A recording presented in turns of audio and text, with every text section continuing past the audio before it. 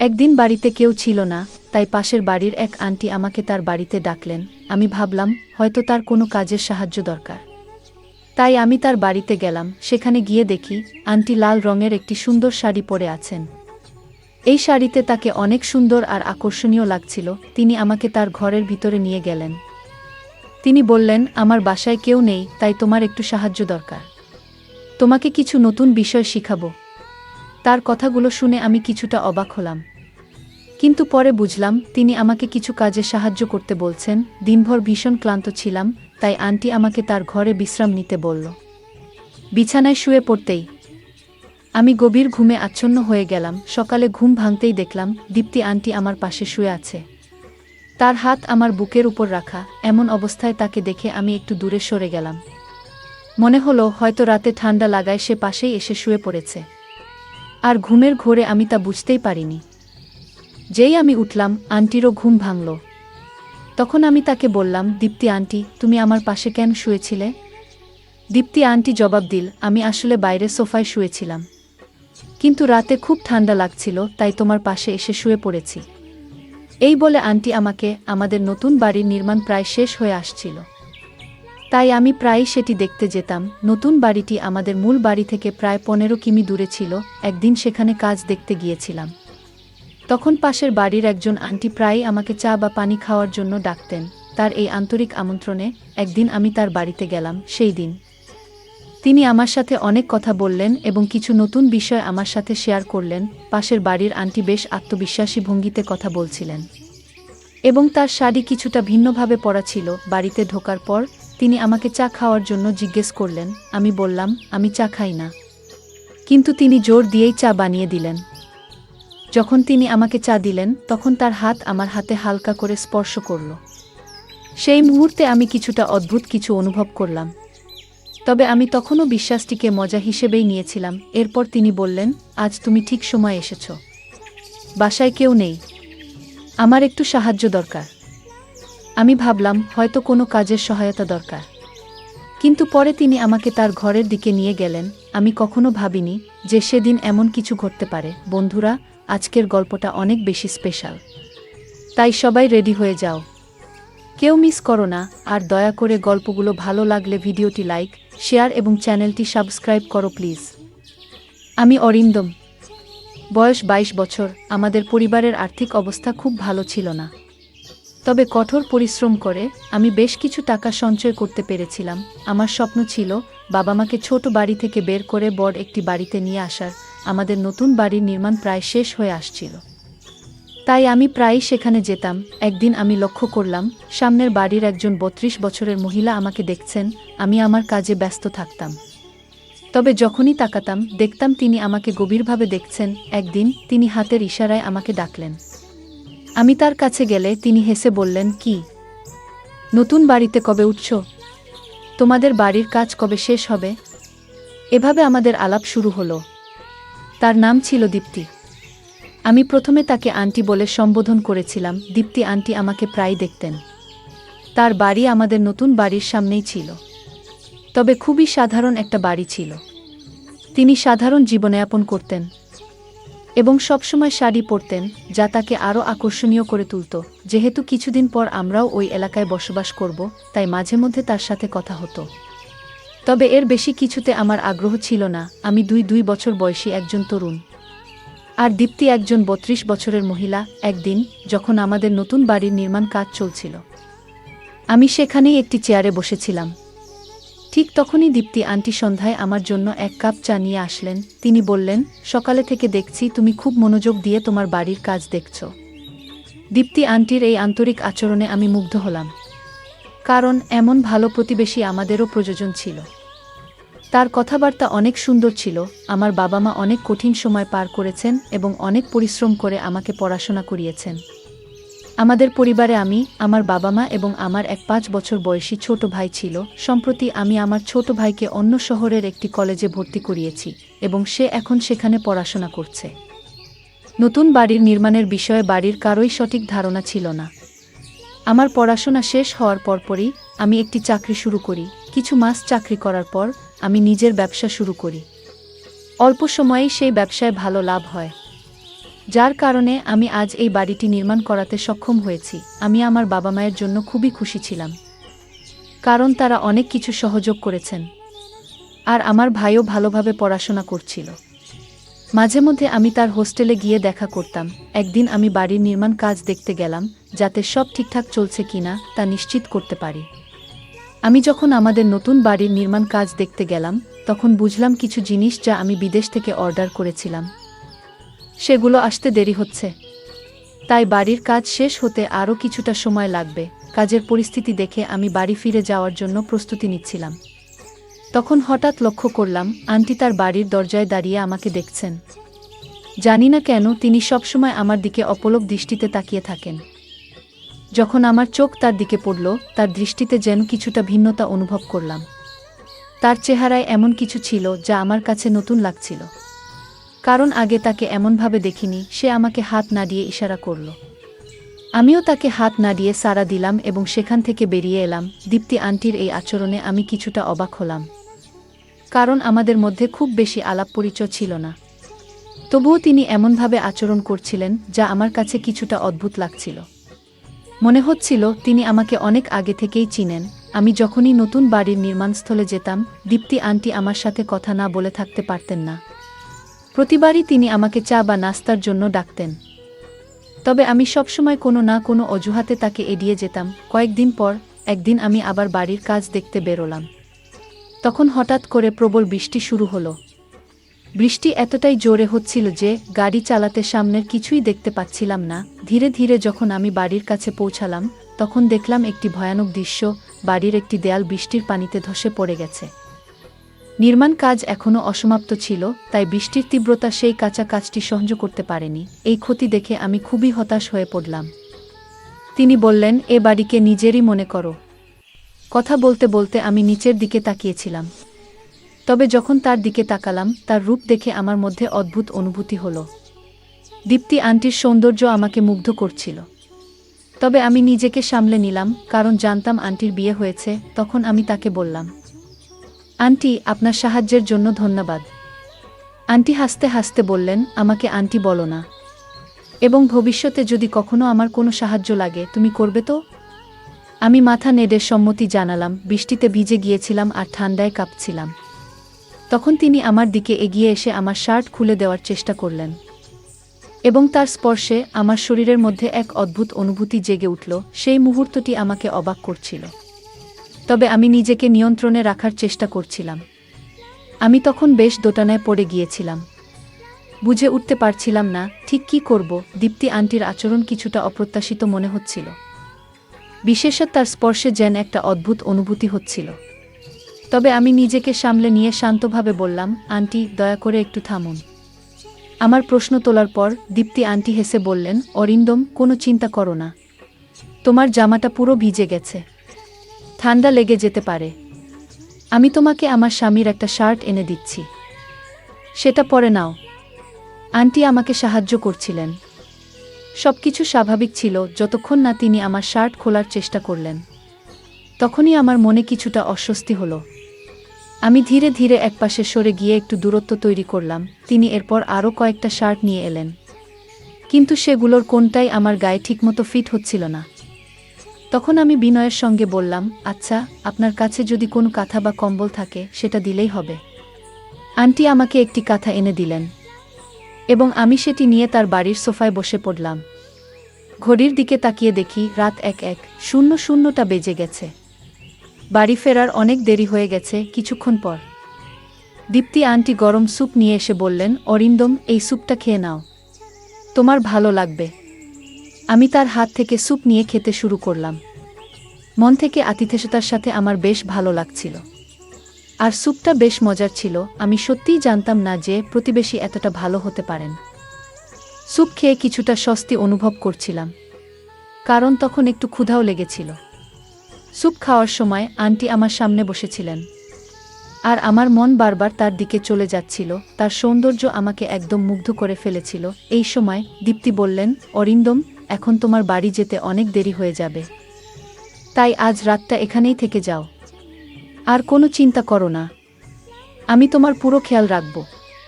দীপ্তি আন্টির প্রতিটি কথা আমার মনে মধুর মতো লাগছিল। কারণ তার কণ্ঠ ছিল এতটাই মিষ্টি, তাকে দেখে আমার মনে হচ্ছিল যদি আমার স্ত্রীও এমনই হতেন। আমি বিয়ে করলে এমনি একজনকেই বিয়ে করব, এসব আমি মনে মনে ভাবছিলাম। আমি যখন নানা চিন্তায় ডুবেছিলাম তখন দীপ্তি আন্টি আমার কাছে এসে দাঁড়ালেন। তিনি এক হাতে আমাকে আলতো করে স্পর্শ করলেন এবং অন্য হাতে আমার ভেজা চুলে হাত বুলিয়ে বললেন, তোমার চুলও বেশ ভিজে গেছে। তারপর চুলের পানি মুছে দিতে শুরু করলেন। তার আচরণ তখন বেশ স্বস্তিদায়ক লাগছিল। কিন্তু আমার মন একদিকে মনে করাচ্ছিল তিনি একজন বিবাহিত মানুষ এবং আমাকে সাহায্য করছেন, তাই আমি এর কোনো ভিন্ন অর্থ বের করা ঠিক হবে না। আমি তার সাথে সম্মানের সাথে কথা বলছিলাম। আমি তাকে বললাম, তোমার বাসায় থাকাটা আমার কাছে ঠিক মনে হচ্ছে না, কিন্তু আজকের রাতটা থেকে যাব। তাছাড়া কোনো উপায় নেই। তবে ভোরেই বাড়ি ফিরে যাব। বৃষ্টি থামার নাম নিচ্ছিল না, আর সেই বৃষ্টি যেন আমাদের এই সাক্ষাতের মূল কারণ হয়ে উঠেছিল। আমি ভাবছিলাম যে এটা হয়তো দীপ্তি আন্টির দিক থেকে কিছুটা সাহায্য ছিল। তবে আমি জানতাম না যে রাতের সেই ঘটনার ফলে আমার জীবনে এক নতুন অভিজ্ঞতা হতে চলেছে। দিনভর ভীষণ ক্লান্ত ছিলাম, তাই দীপ্তি আমাকে তার ঘরে বিশ্রাম নিতে বলল। বিছানায় শুয়ে পড়তেই আমি গভীর ঘুমে আচ্ছন্ন হয়ে গেলাম। সকালে ঘুম ভাঙতেই দেখলাম দীপ্তি আন্টি আমার পাশে শুয়ে আছে, তার হাত আমার বুকের উপর রাখা।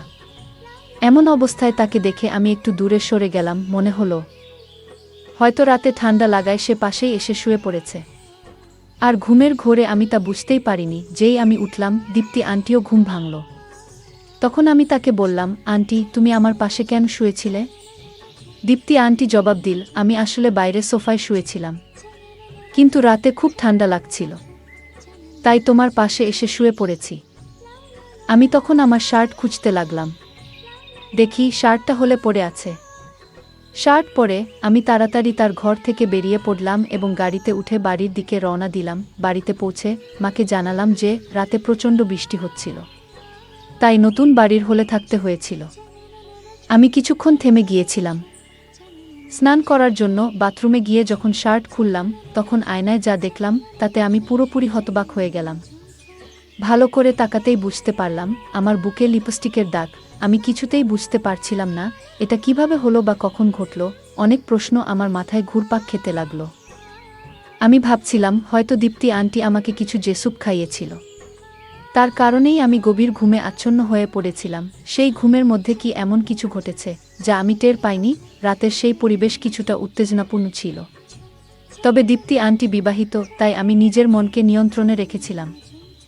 কিন্তু যে ঘটনা ঘটেছিল তা থেকে বোঝা যাচ্ছিল হয়তো দীপ্তি আন্টির মনেও একই ধরনের চিন্তা ছিল। তিনি হয়তো আমাকে নিয়ে ভাবতেন। সেই দিন আমার সব কাজ শেষ করলাম, কিন্তু সারাদিন ধরে দীপ্তি আন্টির কথা, আগের রাতের স্মৃতি বারবার মাথায় ঘুরতে লাগলো। তার আচরণও কিছুটা রহস্যময় ছিল, যেন সে কিছু বলতে চাইছে। আমার মনেও তাকে নিয়ে অনেক কথা জমা হচ্ছিল, কিন্তু আমি কিছু বলতে পারছিলাম না। সেই সুযোগটাই আমি পাচ্ছিলাম না। 2 দিন পর আমি বাড়ির কাজ দেখতে গেলাম। সেখানে গিয়ে দেখলাম মিস্ত্রিরা বাড়ির দেয়ালগুলো আবার ঠিকঠাক করে দিয়েছে। বৃষ্টি 2 দিন ধরেই বন্ধ ছিল। আমি দীপ্তি আন্টির বাড়ির দিকে তাকালাম, কিন্তু বাড়ির দরজা বন্ধ। সাধারণত যখনই আমি সেখানে যেতাম দীপ্তি আন্টি আশেপাশে থাকত। আজ তাকে কোথাও দেখা গেল না। চারপাশে তাকালাম, কিন্তু কোনো খোঁজ পেলাম না। শেষে আমি তার বাড়ির দরজার কাছে গেলাম। তখন তাকে দেখার জন্য একটা অস্থিরতা কাজ করছিল। তার বাড়ির কাছে পৌঁছাতেই ভেতর থেকে কিছু পুরুষদের কথা শোনার মতো লাগলো। আমার মনে হলো হয়তো অতিথিরা এসেছে, তাই আমি ফিরে যাওয়াই ভালো মনে করলাম। আমার মন যদিও অস্থির হয়েছিল, কারণ সেই দিনের পরে আন্টিকে দেখার আকাঙ্ক্ষা আরও বেড়ে গিয়েছিল। সারাদিন অপেক্ষা করলাম, কিন্তু দীপ্তি আন্টি আর বের হলো না। সন্ধ্যার দিকে বাড়ি ফেরার পথে আমি আমার ভাইয়ের সঙ্গে দেখা করলাম।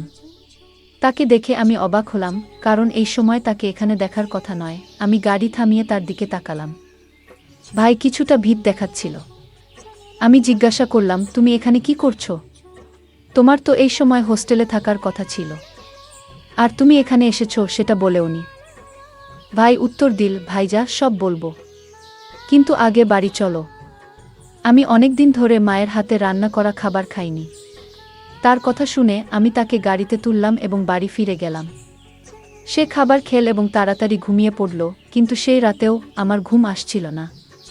বারবার ঘুমের মধ্যে অস্থির হয়ে পড়ছিলাম। আন্টির কথা বারবার মনে হচ্ছিল। রাতের এক সময় হঠাৎ করে ভাই ঘুমের মধ্যে উঠে কোথাও যাচ্ছিল। আমি তাকে ডাকার চেষ্টা করলাম, কিন্তু সে আমার দিকে ফিরেও তাকালো না। বুঝলাম সে ঘুমের মধ্যে হাঁটছে। আমি তাড়াতাড়ি তাকে ধরে নিয়ে এসে শুইয়ে দিলাম। পরের দিন আমি মনে মনে সিদ্ধান্ত নিলাম যে আজ দীপ্তি আন্টির সঙ্গে দেখা করতেই হবে। তাকে না দেখলে আমার অস্থিরতা কমছিল না। আমি আবারও সেই বাড়িতে কাজ দেখতে গেলাম। কাজ কতটা এগিয়েছে তা দেখছিলাম। হঠাৎ করে দীপ্তি আন্টি এসে হাজির হলো। আজ সে সাধারণ একটি শাড়ি পরেছিল, কিন্তু তাকে দেখে আমার মনে পড়ল আগের রাতের সেই স্মৃতি। শাড়িতে আজ আন্টিকে অসাধারণ লাগছিল। তার প্রতি আমার মুগ্ধতা বাড়ছিল। মনে মনে আমি তার ভাবনায় ডুবে যাচ্ছিলাম। ঠিক তখনই দীপ্তি আন্টি কথা বলতে শুরু করল। অরিন্দম, তোমার একটু সাহায্য চাই। তুমি কি আমার সঙ্গে যাবে? তার সাহায্যের কথায় আমি কিছু না ভেবে রাজি হয়ে গেলাম। দীপ্তি আন্টি বলল, আমাদের বাইরে যেতে হবে। আমরা আমার স্কুটিতে যাব। আমি একটু প্রস্তুত হয়ে নিলাম। কিছুক্ষণ পর সে ফিরে এলো সম্পূর্ণ প্রস্তুত হয়ে, আর তাকে দেখে আমি চোখ ফেরাতে পারছিলাম না। তাকে আজ মনে হচ্ছিল আরও সুন্দর লাগছে। আমরা স্কুটিতে চড়ে রওনা হলাম এবং কিছু সময় পরে একটি পুরনো বাড়ির কাছে পৌঁছালাম। বাড়িটা বেশ বড় ছিল। আমি জিজ্ঞাসা করলাম, দীপ্তি আন্টি, তুমি আমাকে কোথায় নিয়ে এসেছ? সে বলল, আমার বাড়ির আশেপাশে কিছুটা সম্মান আছে, তাই তোমাকে এখানে নিয়ে এসেছি। এখানে আমার এক বন্ধুর ঘর আছে। আমরা সেই বন্ধুর ঘরে পৌঁছালাম। আমার মনে একটা চিন্তা ঘুরছিল, হয়তো আজ আমার মনের ইচ্ছাগুলো পূরণ হতে চলেছে। এই ভাবনায় আমি তার পিছু পিছু চললাম। স্কুটি থেকে নেমে আন্টি আমাকে নিয়ে বাড়ির এক কোণে ছোট্ট ঘরে গেল। ঘরে ঢুকে দেখলাম সেখানে একটা বিছানা আর পাশে একটি পানির কলস রাখা ছিল। দীপ্তি আন্টি বিছানায় বসে পড়ল। ঘরটা ছিল শান্ত আর খানিকটা অন্ধকারাচ্ছন্ন, তবে আমার মন সম্পূর্ণ অন্য কিছুতে নিবদ্ধ ছিল। আমি বিছানায় বসেছিলাম। কিছুক্ষণের মধ্যেই ঘরে 4 জন শক্তিশালী লোক ঢুকে পড়ল। তাদের দেখে আমি কিছুটা অবাক হয়ে গেলাম। বুঝতে পারছিলাম না এখানে কি ঘটছে। দেখলাম তাদের মধ্যে 2 জনের হাতে ক্যামেরা আছে এবং হঠাৎ করে ঘরের বরাবর লাইটগুলো জ্বলে উঠল। আমি দীপ্তি আন্টিকে জিজ্ঞাসা করলাম, দীপ্তি আন্টি, এটা কি হচ্ছে? কিন্তু সে কোনো কথা বলার জন্য প্রস্তুত ছিল না। মুখে স্কার্ফ বাঁধা ছিল তার। আমি তার কাছে জানতে চাইতেই একটি ভারী মহিলার প্রবেশ হলো ঘরে। সে এসে আমার পাশে বসল। একদিকে ছিল আন্টি আর অন্যদিকে সেই মহিলা। আমি জোরে চিৎকার করে বললাম, এখানে কি চলছে? তখন সেই 4 জনের একজন বলল, তুমি যতই চিৎকার করো এই ঘর থেকে কোনো শব্দ বাইরে যাবে না। এটা শুনেই আমি বুঝতে পারলাম আমার সঙ্গে কিছু ভয়ঙ্কর কিছু ঘটতে চলেছে। তখনই তাদের একজন একটি বড় ছুরি বের করল এবং তা আমার দিকে এগিয়ে ধরল। আমি প্রচণ্ড ভয়ে কাঁপতে লাগলাম। সে বলল, এখন তোমাকে আমাদের নির্দেশ মতো কাজ করতে হবে, না হলে তোমার জীবন বিপন্ন হবে। আমি ভয়ে দিশেহারা হয়ে পড়েছিলাম। তখনই বুঝলাম আমি এক ভুল জায়গায় এসে পড়েছি এবং দীপ্তি আন্টির উপর ভরসা করে আমি নিজেকে একটি ভয়াবহ পরিস্থিতিতে ফেলে দিয়েছি। আমি বুঝতে পারছিলাম যে দীপ্তি আন্টির প্রকৃত অভিপ্রায় অন্য কিছু। সেই মহিলা এবং আন্টি আমার সাথে অদ্ভুত আচরণ করতে লাগলেন, আর ক্যামেরা হাতে থাকা লোকগুলো সেই মুহূর্তগুলো বন্দি করতে শুরু করল। তখনই আমার মনে হলো আমি একটা ফাঁদে আটকে গেছি। ঠিক সেই মুহূর্তে কেউ বাইরে থেকে দরজায় জোরে ধাক্কা দিল। দরজা খোলেনি, তাই সেটি ভেঙে ফেলা হলো। পুলিশ ঘরে ঢুকতেই দীপ্তি আন্টি ভয়ে থরথর করতে লাগল। পুলিশ এসে সেই লোকগুলোকে গ্রেপ্তার করল।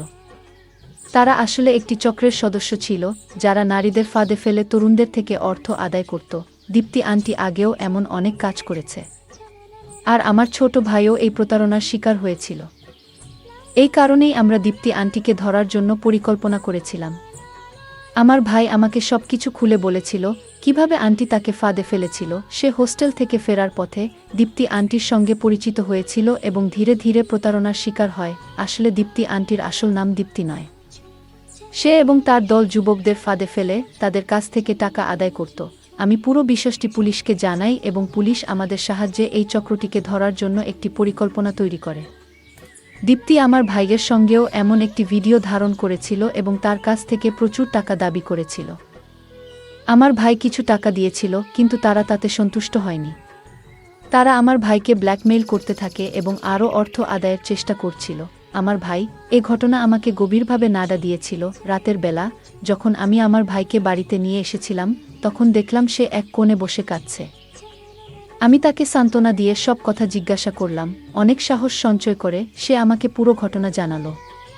তার সেই সাহসের কারণেই আমি দীপ্তি এই প্রতারণামূলক চক্রের পর্দা ফাঁস করতে পেরেছিলাম। আমাদের বাড়ির সামনে যে বাড়িটা দীপ্তি ভাড়া নিয়েছিল সেটাও সে ভুয়া পরিচয় ব্যবহার করে ভাড়া নিয়েছিল। আমার ভাই এই ঘটনাটি তার জীবনে বড় মানসিক আঘাত হেনেছে, যার জন্য সে ডিপ্রেশনে চলে গিয়েছিল। তাকে সুস্থ করতে অনেক সময় লেগেছিল। এই কারণেই আমরা দীপ্তি আন্টিকে ধরার জন্য পরিকল্পনা করেছিলাম। আমার ভাই আমাকে সবকিছু খুলে বলেছিল, কিভাবে আন্টি তাকে ফাঁদে ফেলেছিল সে হোস্টেল থেকে ফেরার পথে। দীপ্তি আন্টির সঙ্গে পরিচিত হয়েছিল এবং ধীরে ধীরে প্রতারণার শিকার হয়। আসলে দীপ্তি আন্টির আসল নাম দীপ্তি নয়। সে এবং তার দল যুবকদের ফাঁদে ফেলে তাদের কাছ থেকে টাকা আদায় করত।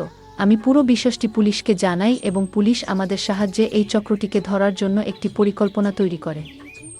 দীপ্তি আমার ভাইয়ের সঙ্গেও এমন একটি ভিডিও ধারণ করেছিল এবং তার কাছ থেকে প্রচুর টাকা দাবি করেছিল। আমার ভাই কিছু টাকা দিয়েছিল, কিন্তু তারা তাতে সন্তুষ্ট হয়নি। তারা আমার ভাইকে ব্ল্যাকমেইল করতে থাকে এবং আরও অর্থ আদায়ের চেষ্টা করছিল। আমার ভাই এ ঘটনা আমাকে গভীরভাবে নাড়া দিয়েছিল। রাতের বেলা যখন আমি আমার ভাইকে বাড়িতে নিয়ে এসেছিলাম তখন